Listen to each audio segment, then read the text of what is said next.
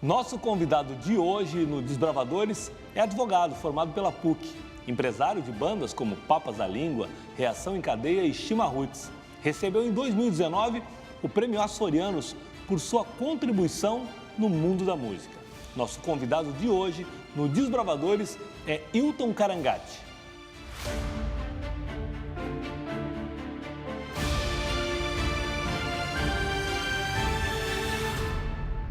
Hilton Carangati, que maravilha, que bom te receber aqui, cara. Que honra, cara. Esse nosso papo podia ser em qualquer lugar, porque a gente se conhece há quanto tempo? Olha, tranquilamente 20 anos, né? Mais ou menos, Nossos né, cara? encontros na Festa Nacional da Música, isso aqui era o nosso encontro anual, que era o garantido, né? A diferença é que a gente vai se encontrar na frente das câmeras, mas o bate-papo é informal como sempre. Com certeza, né, velho? Hilton, o que é pra ti um desbravador, cara? Cara, um desbravador é aquele que está fazendo alguma coisa talvez pela primeira vez, né? Que chega ali, se depara com um ambiente, com uma cena e tem que descobrir como é que ele consegue ultrapassar certos limites para alcançar alguma coisa. E, pô, tua pergunta nós não combinamos, Não. né? É tudo uma puxada de tapete, eu acho que de repente eu consegui me sair bem aqui. Não, mas saiu muito bem e tu tá aqui, inclusive por isso. Porque tu é um desbravador, cara. Sim. Tu é um cara que se formou em Direito, mas que resolveu andar pelo mundo da música. Por quê? Por quê? A música apareceu na minha vida, eu acho que quando eu percebi que eu tinha duas orelhas, ali eu descobri que eu gostava de música, né? Escutava na minha casa, meus pais tinham uma relação muito boa com música, meu pai escutava Pavarotti, minha mãe gostava de Roberto Carlos. Ah, não, eles gostavam de música. Meu pai tinha ciúmes do Julio Iglesias, que minha mãe gostava do Julio Iglesias e meu pai ficava bem atucanado com o Julio Iglesias, né? E aí eu lembro que tinha lá o disco do Roberto Carlos em Ritmo de Aventura, ele dentro de um helicóptero e as músicas espetaculares, Sim, né? teve o filme, né, O cara? filme do Roberto, né? Desse filme, sim, né? olhei. Pô, espetacular, um baita filme. Acabei de assistir, recentemente passou de novo. Maravilhoso.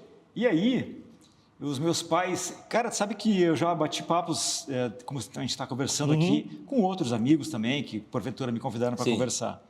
Mas eu estava vindo para cá e tentando lembrar de coisas que eu talvez não tivesse falado ainda em outros bate-papos, né? Eu vou te contar uma que eu não falei para ninguém. Me conte. Tá? Os meus pais, a vida inteira, tinham o hábito de jogar carta, eles tinham turmas de jogos de carta. Quarta-feira, sábados e domingos, meu pai tinha uma turma, minha mãe tinha outra, minha avó, meu tio. Então, eles iam jogar carta. E eram aquelas mesas, né, de feltro verdes ali. Sim. E como as mesas eram meio grandes, toda a turma usava um pauzinho comprido e na ponta tinha uma borrachinha, que era para puxar a carta. Ah, entendi. E lá na minha casa, na casa dos meus pais, tinha várias dessas baquetas aqui, assim, que tinham Que era para puxar a para cara. puxar carta. E eu pegava aqueles troços e eu botava os fones no ouvido, disco do Rush, discos das bandas de rock, que eu gostava, com, sei Rush lá, maravilhoso. né, com 15, com 16 anos, colocava uns fones no ouvido, chegava na sala e começava a bater num armário, cara. Então, a minha primeira relação com a música, eu não toco nenhum instrumento, né? Mas eu acho que eu tenho ritmo. E aí eu ficava batucando na sala, né? Devia perturbar. Mas queria fazer parte daquele universo da música. Cara, então eu já estava mergulhado nisso. E aí depois, ainda sem perceber, minha vizinha, né, escutava Beatles, né, no final dos anos 60, que idade eu tinha? 6 anos de idade. Eu subia no muro para ver de onde vinha aquele som, que banda era aquela, que era aquilo. E eu via que ela tinha os quadros dos Beatles na parede, assim. E eu ficava olhando, assim, ouvindo aquele som. Aí na faculdade, né, ainda mantendo uma relação sempre com a música, na faculdade de Direito, os meus melhores amigos do tempo do colégio tinham feito uma banda para receber os calouros da medicina da URGS, né? Porque um deles fazia medicina, que é o Leandro Branstein, que hoje é o vocalista da banda Os Eles, né? E aí os caras montaram essa banda, Os Eles, né? Convidou um, convidou outro, amigos nossos de colégio, e eu estava sempre acompanhando, assim, de amigo. Ajudava a montar a bateria, queria estar com eles. Sim. Né? Até que no momento a música que eles colocaram na Rádio Ipanema começou a estourar naturalmente, e eles disseram, cara, tu não quer ser nosso empresário? Tu está sempre conosco, né? E eu perguntei, cara, eu quero, mas o que eu tenho que fazer? Eu não tinha a menor ideia. O que um empresário faz? Aí, então, Desbravadores, ali foi minha primeira experiência de tentar entender o que eu faria, o que seria aquele mistério que eu deveria aprendeu descobrir. A trocar o pneu com o carro andando. Cara, eu troquei os 4 pneus com o carro andando, velho. né? Não foi um pneu só. E aí, depois dos eles, já vem o Papas, não? Não. Daí, com os eles, a gente teve uma carreira, assim, olha, vou te falar que meteórica, né? Sério, cara? Muito rápido. Muito rapidamente, a gente gravou um primeiro disco, um ano depois, né? A gente começou a usar ferramentas de marketing para divulgar esse trabalho. Ah, que legal. Talvez tenha sido a primeira banda regional que nós usamos cartões postais com foto da banda, que distribuía no camarim, para depois a banda autografar para os fãs que iam no camarim.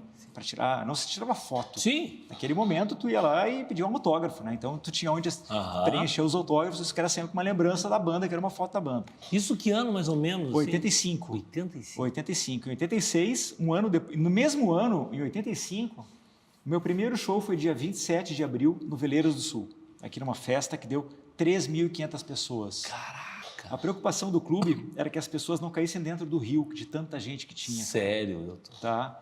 Com o Ferrugem, que inclusive hoje, nesse momento, ele é diretor social do clube. Passados 40 anos, aquele rapaz que contratou o show, que era diretor do Veleiros, hoje é diretor do Veleiros de novo, 40 anos Sério? depois. Estive com ele agora, ano passado, lá no Veleiros, batendo um papo, a gente fez uma foto. Cara. Foi o meu primeiro contratante, o Ferrugem. Bah, que legal. E aí, assim, a gente fez aquele show no Veleiros em abril. 6 meses depois, estava tocando no Gigantinho, com Paralamas, RPM e Léo Jaime. Naquele um grande evento, aqui no Gigantinho, reunido. Então, assim, a gente já conseguiu, assim, uma projeção muito rápida, né? Mas também tinha muita estratégia montada. A gente trabalhava marketing. Em seguida, a gente pegou e gravou um disco independente dessa banda. E pegamos uma música, um poema do Carlos Drummond de Andrade, que a banda levava na estrada. Fiz contato com o Drummond, né, através, primeiro, da editora. A editora me desestimulou. Eu falei, olha, eu gostaria de musicar. Nós musicamos um poema do Drummond e queria colocar no nosso disco, né, uma banda de estudantes universitários aqui do Rio Grande do Sul. E o cara da editora falou, olha, não perca seu tempo e não perca o meu. O Alceu Valença acabou de pedir para musicar um poema do Drummond, ele não autorizou. Aí eu falei com o meu primo, lá do Rio de Janeiro, eu falei, cara, me consegue uma... Vai ter que ser desbravador agora, eu quero o telefone da casa do Drummond de Andrade. Ah, não acredito, tu ligou para a casa do Drummond de Andrade. Meu primo, eu consegui em 30 minutos o telefone da casa do Drummond, eu liguei, conversei com a esposa dele, depois conversei com ele, e ele falou, me manda a fita. Entramos no estúdio do Ivo Eduardo, que as bandas ensaiavam naquele momento, os garotos ensaiavam lá, os engenheiros, o TNT, os Eles, um monte, o The Fala, de vez em quando estava por lá também. Eu sei que a gente pegou um gravadorzinho, colocou no chão, a banda começou a tocar essa versão desse poema musical. Mandei uma fita cassete para ele, cara. Imagina a qualidade disso em final de 85. Né? Todo mundo tocando junto, rec play, grava, mandei para ele. Aí ele mandou uma carta datilografada, autorizando que nós gravássemos o disco. Em seguida, nós gravamos, entramos em estúdio em Porto Alegre, aqui no estúdio da Isaek, gravamos o disco, e no final do disco pronto, mandei de novo para ele. Agora o produto final, uma versão bacana, tudo mais, né? Recebi uma carta dele manuscrita. Ah, não, Prezado Wilton Carangati. Tá, mas tu tem essa carta? Tenho. Já publiquei nas minhas redes sociais algumas vezes, foi publicada já. Cara, que sensacional. Peguei essa carta, imediatamente fui na sucursal da Veja, aqui em Porto Alegre. E falei com o Vitor Vieira, que era o chefe da sucursal. Inclusive, o Vitor, hoje, está presente lá no meu Facebook, meu amigo no Face hoje, 40 anos depois, né? E eu fui lá levar para ele a carta, falei, olha essa carta aqui, Drummond de Andrade autorizou uma banda de Porto Alegre a musicar o seu poema, colocar no disco. Ele falou, pô, vou mandar agora isso aqui pelo Malote. Eu falei, pô, Malote? Malote não dá, cara, acontece alguma coisa, a carta se perde, como é que a gente faz? Não posso pedir uma outra carta para o Drummond escrever outra igual, né? Onde é que eu posso ir lá levar? Ah, na redação, lá na Marginal. Leva lá, eu vou avisar para a menina, quando é que tu vai? Hoje. Agora, saí daqui para o aeroporto. 5 da tarde eu estava na redação da Veja, o pessoal me enlouqueceu com a história. Isso aqui foi em 86, né, que nós lançamos o disco, em 87 ele faleceu. Eu tinha 23 anos quando eu conversei com ele e ele tinha 80 e alguma coisa, né, quando nós conversamos por telefone e trocamos correspondências, né.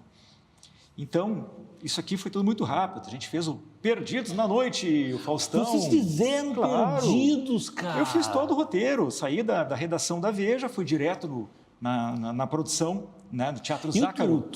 Não, realmente, a gente se conhece há muito tempo, eu sei toda a tua história, mas essa eu não sonhava. É que tem muitas coisas que a gente vai fazendo, né? Sim. E aí eu fui direto no Teatro Zácaro, que era às quartas-feiras, quando o Faustão gravava. às quartas e ia para o ar no sábado de noite. Isso e aí. estava lá a Lucimar Aparizi, que dirigiu o programa dele durante muitos anos. Muitos anos. Uma mesinha lá, o programa sendo gravado. Eu mostrei para ela o disco, falei, olha, acabei de sair da revista Veja, vai ser publicado daqui a um mês. Ah, que legal, vamos marcar o Faustão daqui a um mês então. Beleza.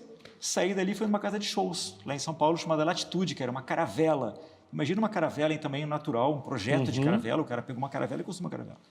E naquele momento ele fazia show Legião Urbana, RPM, que eram as grandes bandas daquele momento, né?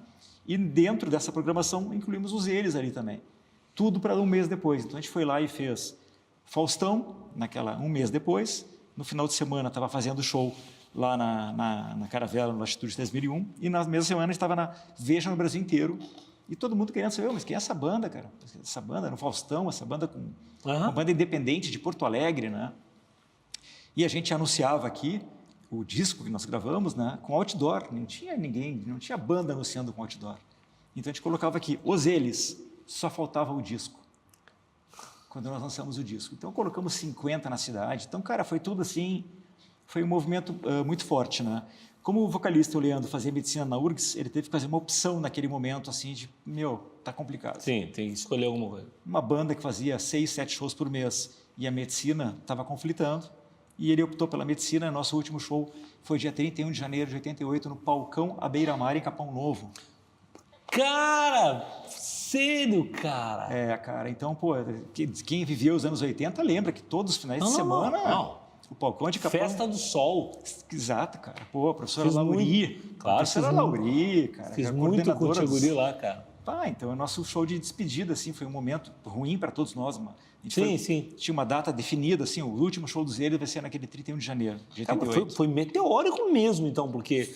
84, 5, 6, 7 e 88 terminamos a banda. E aí, o que a partir dali o Wilton Carangati, agora era um empresário, agora já sabia o que era ser um empresário. Cara, eu estou tentando descobrir até hoje como é que se faz. Claro, tu descobriu faz muito tempo, meu irmão. Vamos lá. Todo dia todo dia a gente aprende. É, claro. Mas tu é uma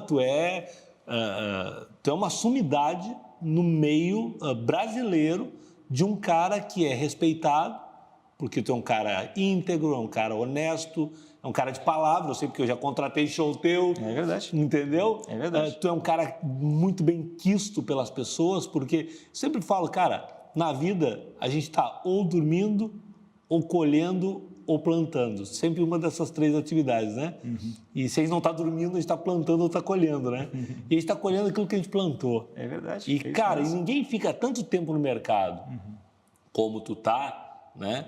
E tu não ouve dizer assim, não, porque o Wilton me sacaneou. Eu nunca ouvi de ninguém não vai ouvir essa frase, tu entendeu? Não vai ouvir mesmo. Mas ouvi muito assim, cara, o Wilton é um cara visionário. O Wilton é um cara que enxerga além. O Wilton é um cara que acredita nos seus projetos, né? Então, tu chega ali em 88, encerra os eles e agora tu é um empresário. E aí? Ali eu dei um tempo, porque, na verdade, eu era um empresário de uma única banda, né? Eu não era um empresário, assim, de vários projetos. Eu estava empresário dos eles. A banda parou, eu parei. Tu era um manager. E aí eu segui fazendo minha faculdade de Direito, né? Terminei a faculdade, me formei, inclusive, né? Tenho a carteira do OAB, né? Advoguei em 2 momentos, mas assim, não, advoguei para amigo, por papas da língua, depois na sequência, vamos chegar neles em seguida, né? E aí... E no ano 90, um ano e meio depois daquela parada ali, comecei a trabalhar com uma banda de surf music chamada Off the Wall.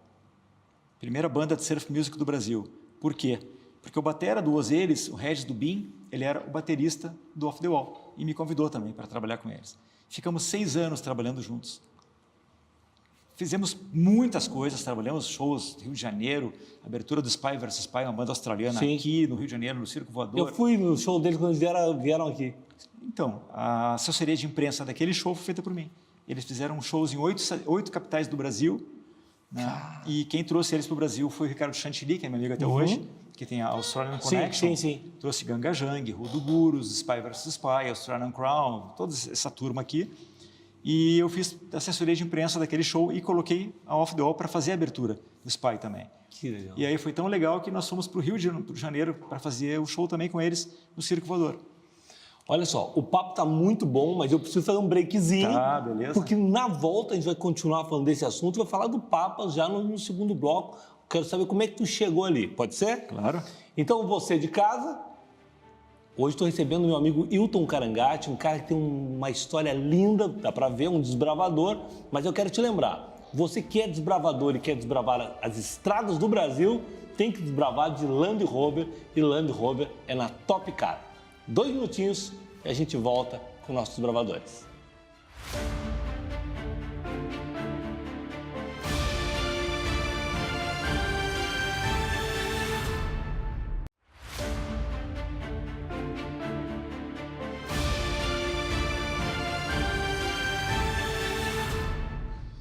Estamos de volta com nossos desbravadores aqui pela Masper TV, hoje recebendo o Hilton Carangati, empresário do show business brasileiro.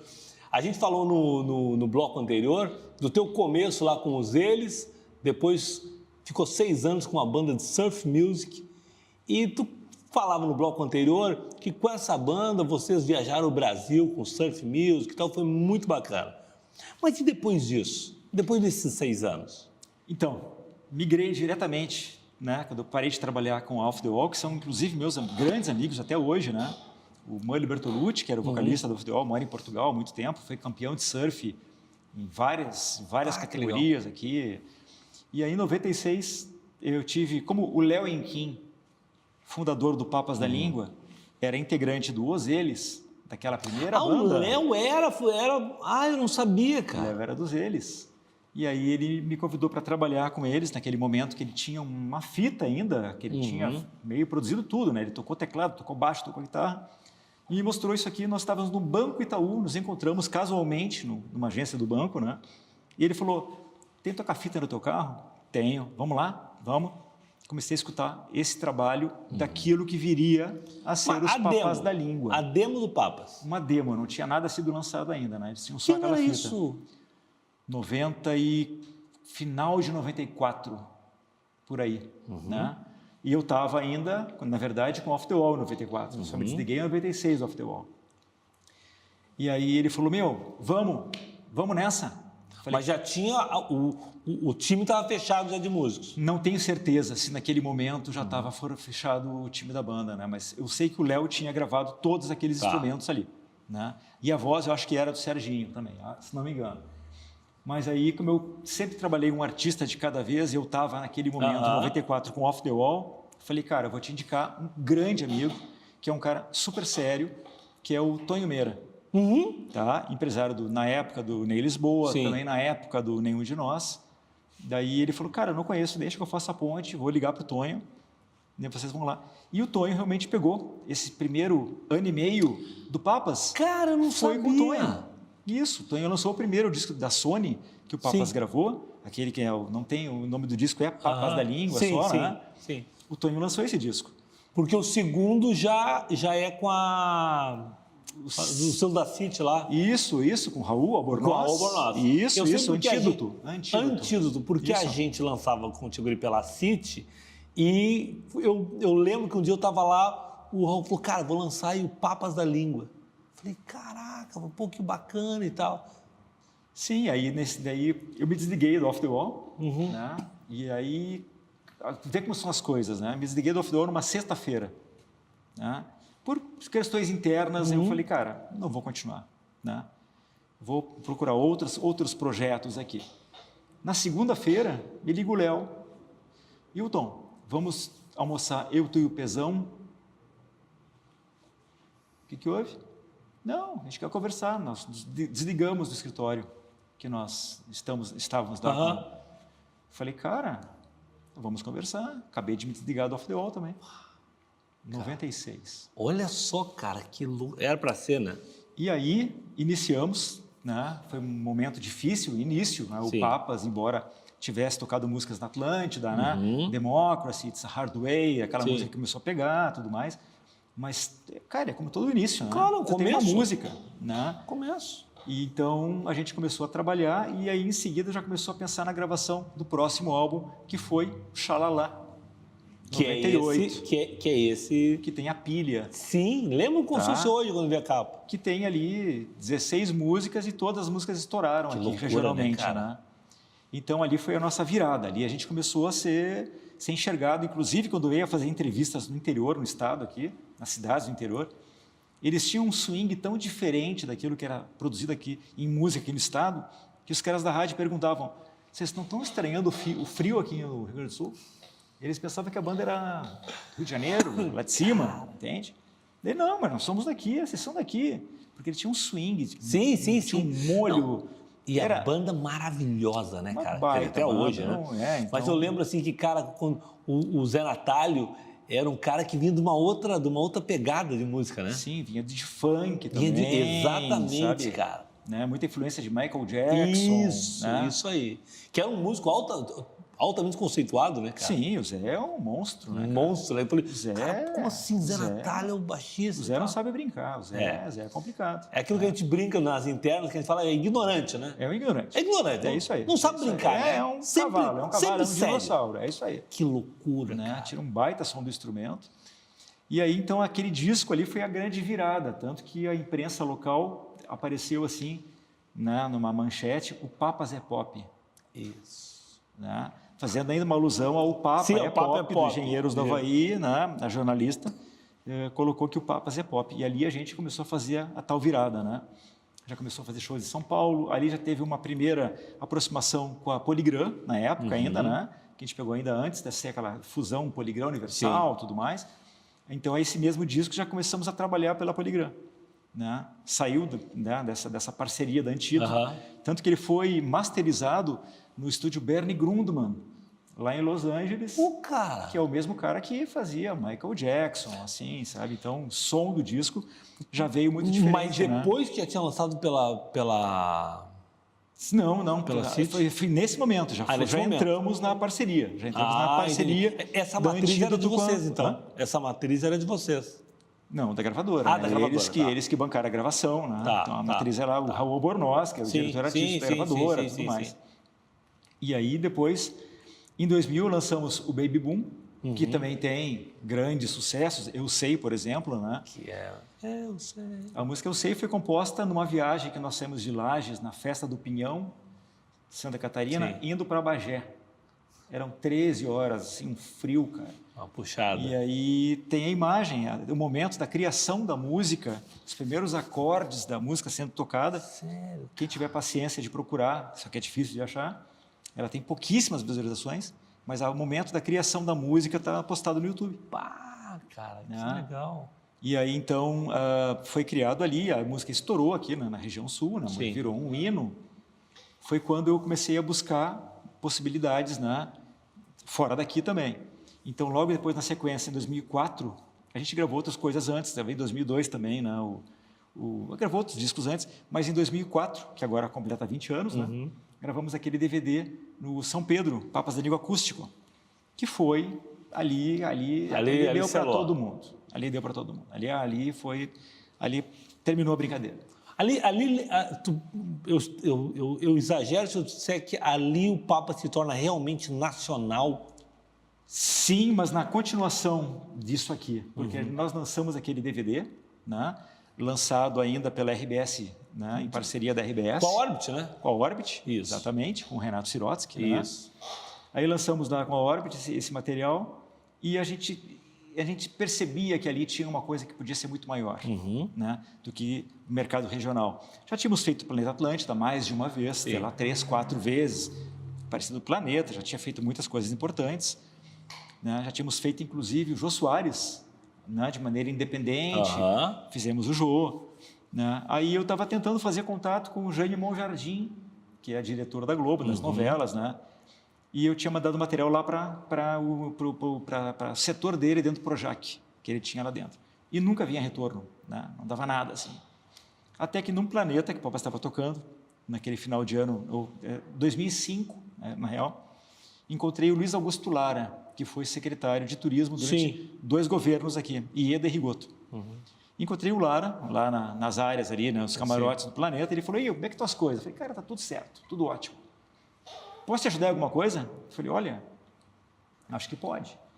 gente está tentando, eu estou tentando um approach com o Manjardinho, o diretor da Globo. Ele falou, meu amigo. Teu amigo? Como assim teu amigo? Meu amigo. Quando ele fez aqui a gravação da Casa das Sete Mulheres, eu, como secretário de turismo, dei todo o apoio, todo o suporte para ele. Afinal, o cara estava contando uma história do nosso estado para o mundo inteiro, né? Porque essas minisséries a Globo depois vende para vários lugares, né, no mundo. E aí, então, segunda-feira, passa lá no meu escritório, vamos no meu gabinete, né? E vamos dar uma ligada para ele. Segunda-feira eu estava lá, ligou, ali começou a nossa relação. Cara! E aí, já falando com o Jaime, falando direto, escolhendo música, teve uma aproximação muito grande, muito forte mesmo, né? O Jaime casou, nos convidou para o casamento. Assim, viramos realmente, teve uma relação diferente. E aí a música entrou na novela, né? Na Páginas da Vida.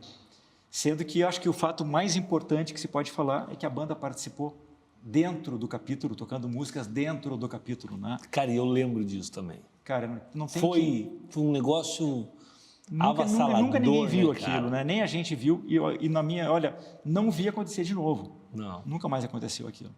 A banda tocou 3 músicas dentro do capítulo e ainda encerrou com a música Eu Sei, que tinha os depoimentos, as pessoas falando. Isso. Uma curiosidade, como é que foi o outro dia, depois de nacionalmente, no momento em que as novelas, 80% das TVs no Brasil estavam ligados naquele momento da novela? Cara, a partir dali a gente ficou com a música Eu Sei, aí sim, né? Isso aqui aconteceu com o Papas, digamos, entre aspas, independente. Sim, sim. Tinha uma gravadora regional, né? Sim, não tinha nenhuma estrutura nacional de divulgação. Mas daí, então, o esforço foi tentar trazer esse disco, esse material para uma gravadora nacional que pudesse empurrar de verdade. E aí conseguimos, né, o Marcelo Castelo Branco, que era presidente da EMI naquele momento. Que hoje é presidente da UBC. Da UBC. E que o Marcelo Castelo Branco tinha sido nosso diretor de marketing nos Eles na Poligram em 87, que eu já conhecia. Aí liguei para o Marcelo, falei, pô, Marcelo, e aí? Olha só, pô, Papas da Língua aqui, isso, vai entrar na novela. A banda nem tinha entrado na novela ainda. Vai entrar na novela e a música vai estourar. Manda aí, vamos ouvir. E aí, fechamos a parceria. Caramba. Entrou na novela.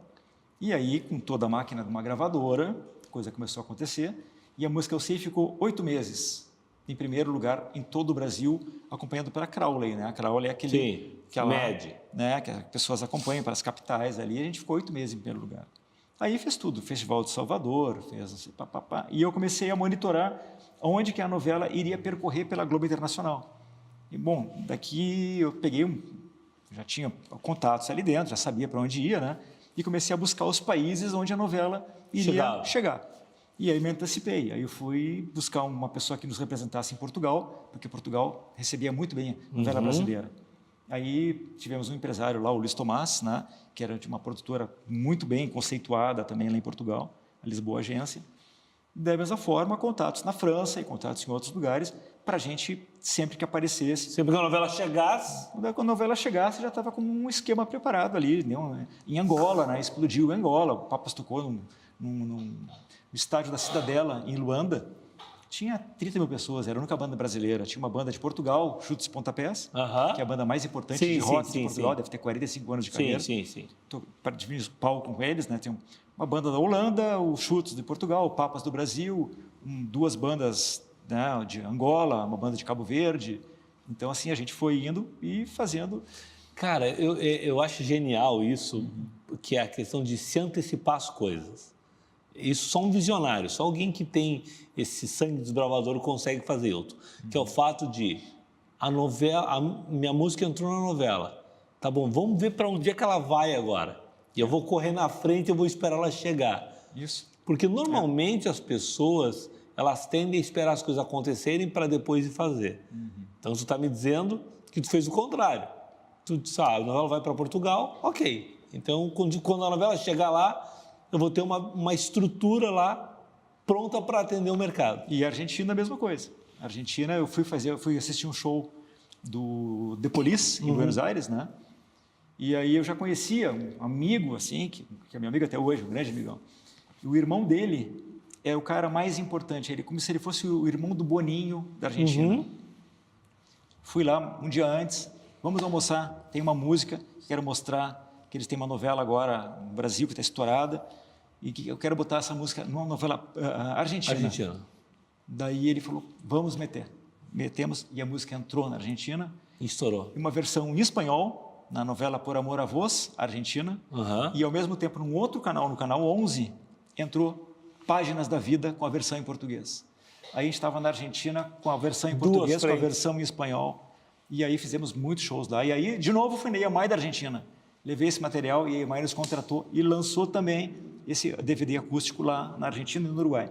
Muito bom. Olha só, mais um breakzinho para tomar uma aguinha e a gente já vai voltar. E você aí de casa, lembrando que se você é um desbravador como nós somos desbravadores e quer desbravar as estradas do Brasil, tem que desbravar de Land Rover e Land Rover é na Top Car. Hoje estou recebendo aqui o Wilton Carangati, um empresário incrível do mercado do show business brasileiro, empresário do Papas da Língua, entre outros. A gente vai fazer um pequeno comercial e já volta.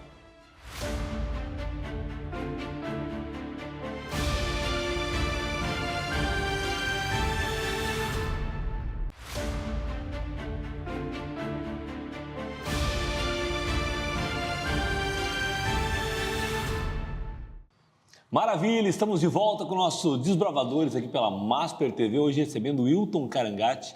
Wilton, a gente já falou no primeiro bloco do teu começo lá com os Eles, né, com Off the Wall. Depois a gente falou no segundo bloco, a gente falou sobre Papas da Língua, a gente falou sobre música e novela. Agora eu queria falar sobre esse período que o Papas parou. O Papas parou 4 anos e meio. Parou por quê? Cara, o desgaste, o tempo, né, que as pessoas têm numa relação, assim, tem as coisas muito boas que acontecem, né, mas tem o desgaste normal. Tem o desgaste, então, de repente, eles precisavam dar essa respirada para voltar, como voltaram agora no final do ano, né. Voltaram com toda a força. Sim, estão trabalhando direto, fazendo vários shows aqui em Santa Catarina, fizeram Curitiba agora faz 2 semanas, final de semana tem show também, estão trabalhando bastante. A gente deixou um bloco inteiro para falar do Papas, porque é óbvio, né, pela importância do nome, mas eu sei que tu trabalha com mais gente. Tu trabalha com quem hoje, além do Papas? Bom, se eu puder falar, assim, mais ou menos, né, de quem eu já desde o início ali, que são artistas que eu considero importantes na minha carreira de produtor, né? Trabalhei 15 anos com a Shima Roots, né? Então, assim, do momento zero da carreira deles, né, de 2000 até 2015, lancei aqueles primeiros 5 álbuns que eles têm, né? Fizemos muitas coisas também da mesma forma, conseguimos colocá-los na EMAI, né? Então, através da EMAI, gravamos um DVD em Curitiba, lançamos o Brasil inteiro, e assim como foi com Papas, que fizemos Faustão, Altas Horas, Hebe, Jô Soares, Shima Roots fez até a Xuxa, né? Então, assim, uma banda de reggae que a gente conseguiu fazer um crossover para tirar daquele nicho e para falar para um público maior. Trabalhei com o Armandinho também em 2 momentos da carreira dele, né? No início, lá em 2001, depois de 2014 e 15.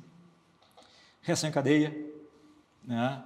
The Hard Working Band, que tem muita gente que não conhece, está deixando, e quem não conhece está perdendo. Está perdendo, que é sensacional, né? Sim, 6 anos trabalhei com eles, eles voltaram agora, estão fazendo shows, inclusive. Assisti agora 2 shows deles em maio, em janeiro e março, tá? Aqui em Porto Alegre. E tô com a Vera Louca, faz 5 anos, né?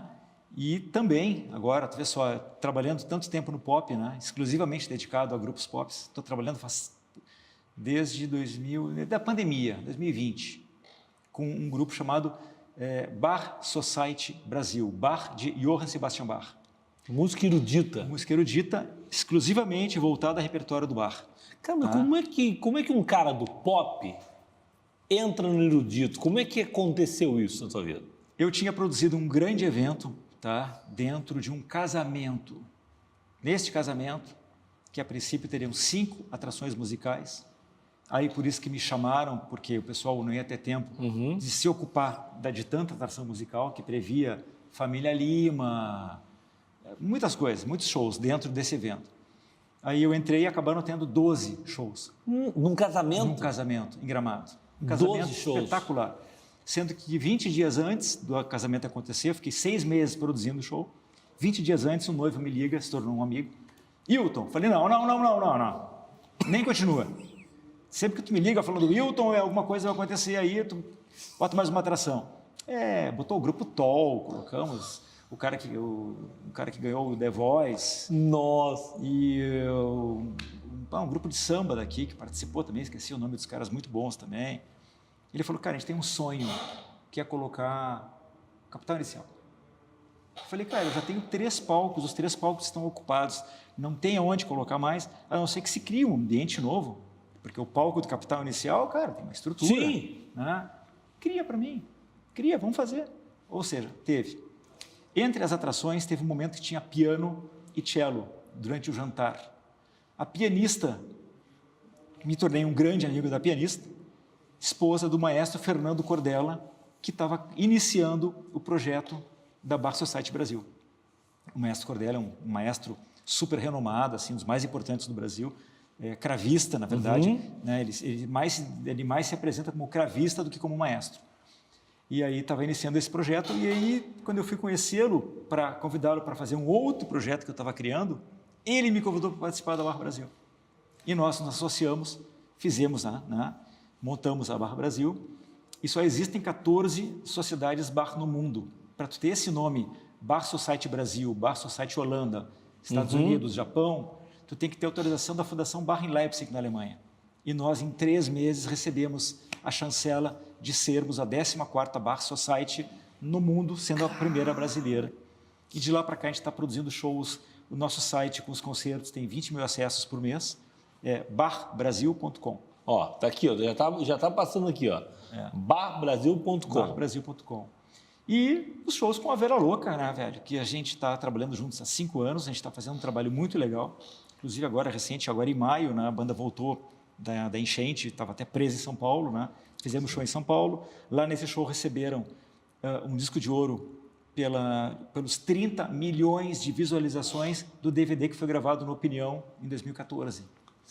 Receberam o disco de ouro agora, show em São Paulo. Que legal! Vamos fazer agora em setembro, Porto Alegre, dia 6 de setembro no Opinião, então fiquem ligados aqui. Fiquem ligados, já estão à venda os ingressos, quem tiver interesse pode acessar lá no Simpla. Né?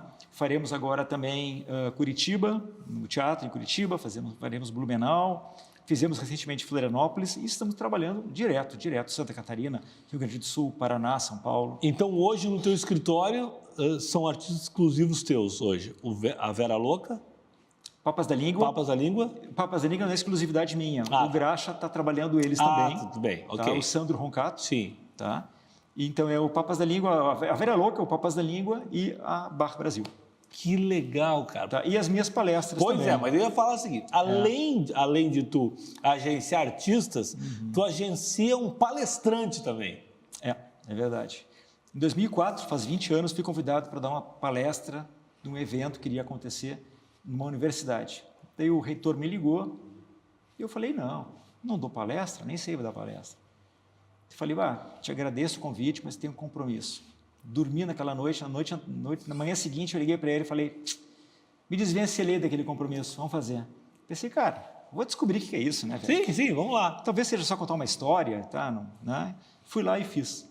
A partir dali vieram outros convites, festivais de inovação, SESCs, vários SESC aqui, Santa Catarina também. E em 2016 eu dei uma palestra em Madrid. A minha palestra ela fala sobre gerenciamento de carreiras, porque tem uma grande dificuldade de renovação de empresários no mercado.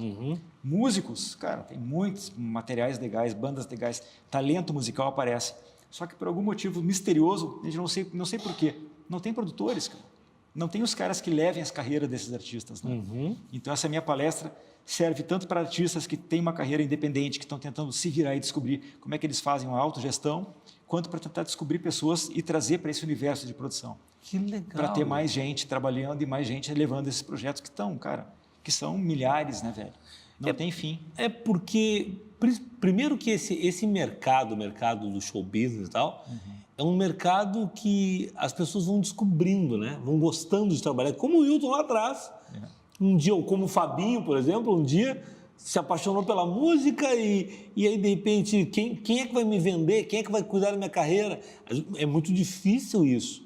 Né? Agora, uma palestra dessa como a tua, com toda a experiência que tu tem, tu deve ter histórias muito legais de pessoas que vão te procurar para, assim como me procuraram muitas vezes as pessoas, para pedir uma luz, né, cara? Ontem eu jantei no Ateliê de Massas, que é a minha segunda casa aqui em Porto Alegre.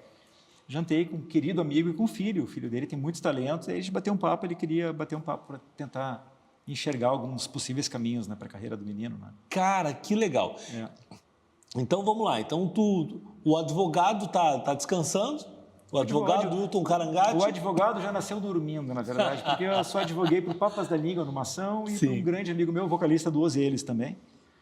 Mas eram coisas bem simples mesmo, assim, não exigiria... Mas, com certeza, a tua formação em Direito, ela te dá um subsídio muito grande para a atividade que tu desenvolve, né? Sim, porque tudo na minha relação envolve contratos, né? Sim. Envolve tu ter que combinar algumas combinações, e essas combinações se transformam num texto em que as duas pessoas vão dizer, beleza, eu concordo com isso, né?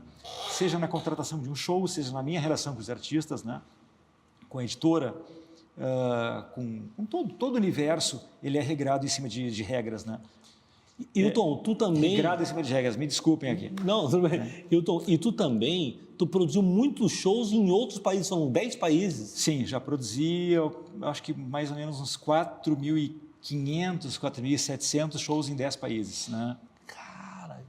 entre todos esses artistas, né? Com os Papas, já fiz várias turnês fora do Brasil, com o Armandinho, várias turnês, com o Jeff, que eu trabalhei com o Jeff também, fizemos o SXSW, aquele festival de inovação que acontece em Austin, Texas, né? Argentina, Uruguai, França, Espanha, Portugal, Áustria, Angola. Eu sei que na Áustria tu fez, inclusive, com o Marcão Borghetti. Claro, com o Borghetti, meu querido amigo, Marcão Borghetti. Sim, meu amigo também. Marcão Borghetti, nós fizemos o que foi?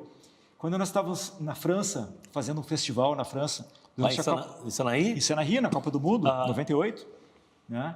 A gente, falando com produtoras da Áustria, que estavam também lá levando artistas para aquele festival, a gente falou, pô, mas por que a gente não faz uma coisa de música brasileira no ano 2000 na Europa? Só que a gente quer buscar a música do rock pop feito no Rio Grande do Sul, porque na Europa conhecem muito da música feita no Rio de Janeiro e na Bahia, e não tem ouvido para a música feita no Rio Grande. O que acham? Elas gostaram e disseram, se preparem e nos apresentem uma ideia. Então, Marcos Borghetti, Dedé Ribeiro, Ben Berardi e eu, durante um ano, a gente idealizou que seria esse festival. Conseguimos, com o Ministério das Relações Exteriores, lá em Brasília, que nós recebêssemos nos outorgaram como uma missão oficial do Brasil 500 anos. Né? A Varig, ainda na época, nos concedeu as passagens, conseguimos um apoio, né? Patrocínio das passagens aéreas. Né? E aí montamos um festival de 11 dias em Viena, com uma bandeira brasileira hasteada num centro cultural gigantesco, de 11 mil metros quadrados, chamado WUK, Werkstätten und Kulturhaus, que era uma casa de cultura, que era uma antiga fábrica de locomotivas, que eles transformaram em centro cultural e lá os nossos shows aconteceram.